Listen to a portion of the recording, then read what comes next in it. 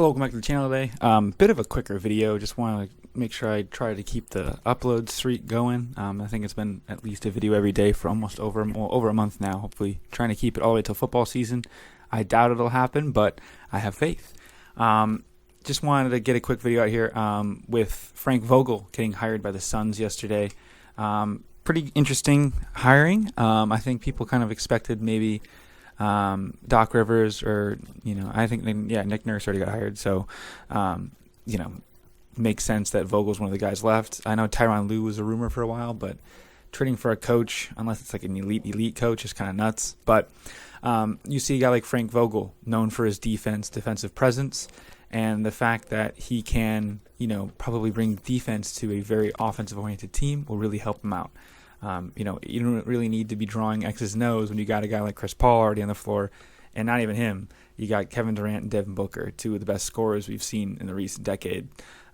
So, really don't need to worry about offense when you have guys like that. But, helping defense for guys like Josh Okogie, DeAndre Ayton, even Booker and Durant, get them to play a little bit of defense two ways and help it out. Because you look at the games they played against the Nuggets, it was a track meet. I mean, it was in the 120s, 130s, 110s, everything. The over-under for all the games was like 230, 240. So you really got to make sure that they can play some defense to win championships because, as your grandpa would say, defense wins championships. But overall, I think it's a pretty good hire. I guess I can kind of talk on some of the other hires that we've had. Ime Udoka to the Rockets, really good hire. I like that a lot. He's a really good coach. Obviously, got in a little bit of trouble off the court, and that one, that lady being, attractive to him, kind of ended maybe the Celtics run or dynasty, which is a little nuts. So sorry for that, Celtics fans. But other than that, he's a really good coach. Helps develop the young players. Might get Jaylen Brown with him. Might get James Harden back. To see him with such young talent was going to be really interesting. Monty Williams, the Pistons, obviously already did that yesterday. Really good, really happy. Nick Nurse to the Sixers, probably the best roster he's had, especially if they retain Harden. We don't know, but we'll see. Morey will do everything he can. But getting him a guy like Embiid's level is going to be awesome. Nick Nurse obviously did really well with a pretty weak supporting cast around Kawhi Leonard, so maybe he can do a similar thing and get the most out of a bunch of role guys, which is cool. And then speaking of Toronto, they lost their top assistant as well.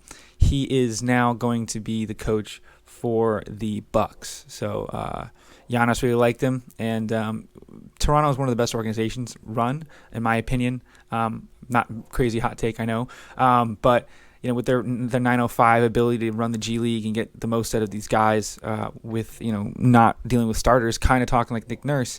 You give him a guy like Giannis, Chris Middleton, Drew Holiday, Bobby Portis, Brook Lopez, Grayson Allen. I mean, they got a lot of studs, and that ability to get the most out of guys with such good talent as well is really going to be easier. I mean, if you're getting, guys like Chris Boucher and Gary Trent to be, really good players, no disrespect to those two, what are you going to do with Giannis and Chris Middleton, right? So good hire there. And the last thing I guess I could say is the only front office change that we've seen. Bob Myers, the guy that helped orchestrate the Warriors dynasty, has left. We kind of saw this coming, but it's really interesting. So what does that mean? Is the new guy going to come in and tear it down?